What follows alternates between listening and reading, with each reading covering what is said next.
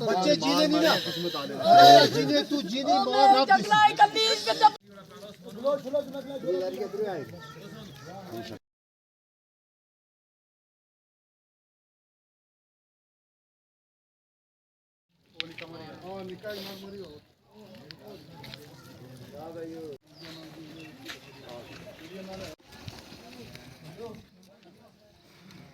अल्लाह मेरे अल्लाह के गाड़ी में और कुछ हेलो हेलो आप जा क्या मार्च और चूड़ पड़े और ना ना गाँव में सारी बैठे नहीं हां बढ़िया टूटा 10 ये आराम पे कर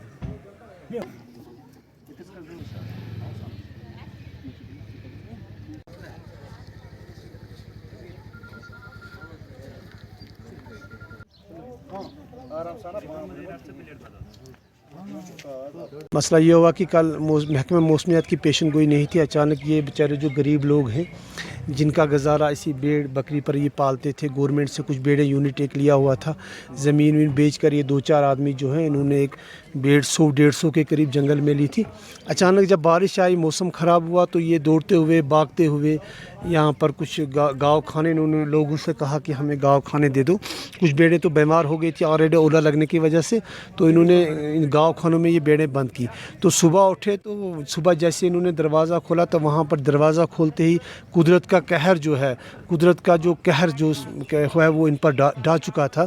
तो इन्होंने रोते बिलखते हुए हमसायों को बुलाया। तो जैसे हम यहाँ पहुँचे तो हमने यहाँ देखा कि तमाम की तमाम भेड़ें जो 110 थी, 120 के करीब भेड़ थी, वो बिल्कुल मर चुकी हैं। तो हम अब इसमें ये कह सकते हैं कि अफसोस तो हमें है, ये गरीब हैं। इनका ऐसा ही है कि जैसे परिंदे को पर काट के छोड़ दिया जाए, ऐसे ही ये गरीब हैं। इनके जो तमाम तर दारो मदार जो इनकी रोज़ी रिज़्क़ का है वो इस पर है। अब हम गवर्नमेंट से अपील करते हैं कि ये 5-6 फैमिली जो है, ये 30-40 बच्चे जो हैं, तो इनका ज़ख्मों का मदावा करके इनको कोई ना कोई ऐसा यूनिट दिया जाए, भेड़ों का यूनिट दिया जाए, सब्सिडी कुछ दी जाए ताकि ये फिर दोबारा खड़े हो जाएं और इनके बाल बच्चे दोबारा जी सकें। अब शाम को जब 6 बजे के टाइम, 5:30 के बजे के टाइम में ओले पड़ गए थे, हम बेडू के साथ थे जंगल में। बेडू को लेकर रास्ते में हम पहुँचे, कोई रास्ते में मर गई, यहाँ ठाकर कोई पहुँचा माल, कोई 2-3 गाँव में हमने माल छोड़ा। सुबह आए देखने के लिए तो हमारा सब माल ख़त्म हो चुका। रास्ते में मर गए ओले पड़ने से, कोई यहाँ पहुँचाए, वो भी सुबह हम देखने के लिए, डॉक्टर भी दवाई भी किया, ये वो भी कुछ नहीं, हमारा बच्चा सब माल मर गया। कम से कम 1 घंटे के तकरीबन हुए ओले से इंसाफ मदद चाहते हैं और क्या है। यहाँ नज़दीक एरिया है, सबल पाइंस का नाम है छाछमारग में ये इस सीज़न में सबल पास्चर पे ये रहते हैं, दिन को ग्रेजिंग करते हैं और शाम को इनको या वापस लाते हैं या उधर ही रखते हैं। तो कल चूँकि आपको पता है कि कोई 6:30 बजे के करीब बारिशें हुई और उसके साथ हेल स्टार्म भी हुआ, तो इन्होंने इनको वापस यहाँ पे शिफ्ट किया उसी हेल स्टार्म में, और जल्दी ला के इन्होंने एक शेड में यहाँ पे किया। वो शेड हमने देखा, ये तो सुबह जब इन्होंने शेड खोला है कोई 6:30-7 बजे के करीब, तो इन्होंने देखा कि सभी मर्द अब आए थे। तो हमारी टीम इमीडिएटली यहाँ पे आई, डॉक्टर साहब भी आए और फिर हम भी आए, तो हमने पोस्टमार्टम इनका किया। हमें शक ही था कि इनमें सफोकेशन ओवर क्राउडिंग से हुई होगी। इसमें ऐसा रहता है कि जब ये भेड़ गीला हो जाता है, इसके ऊपर जो ऊन है ये जनरेट करता है हीट अदरवाइज़ भी, तो यही हम सस्पेक्ट करते हैं कि सफोकेशन इनको हो गई, हवा नहीं, ये सभी मर गए। हमने पोस्टमार्टम अभी किया 5-6 जानवरों का, उससे भी यही हमें प्रिजम्पटिव हम लेंगे कि ये इसी से सफोकेशन से ही मर गए। हम कुछ मटेरियल भी कलेक्ट यहाँ पे किया, हम लेबॉर्ट्री में भेजेंगे उधर श्रीनगर, टू रूल आउट कहीं कोई और काज तो नहीं है। गरीब लोग हैं और ये इसके साथ मुंसलिक है और यही इनका पेशा है। कहेंगे कि डिस्ट्रिक्ट एडमिनिस्ट्रेशन के साथ भी हम ये उठाएंगे मसला, अगर उनका कोई प्रोविज़न होगा इस डिज़ास्टर रिलीफ में। और मैं अपने महकमे के चीफ हस्बेंड्री के साथ भी देखूँगा कुछ ना कुछ इनको अगर कुछ इनको मिलेगा, कुछ इसमें रिलीफ मिलेगा तो हम पूरी कोशिश करेंगे। जगह 24/7 और मैं आपके साथ मोहम्मद आसिफ। नाज़रीन, मैं आपको बता दूं कि आज रात एक फैमिली नहीं कई फैमिली के ऊपर जो है कुदरत की तरफ से मुसीबतों का पहाड़ जो है उन पे टूट पड़ा है।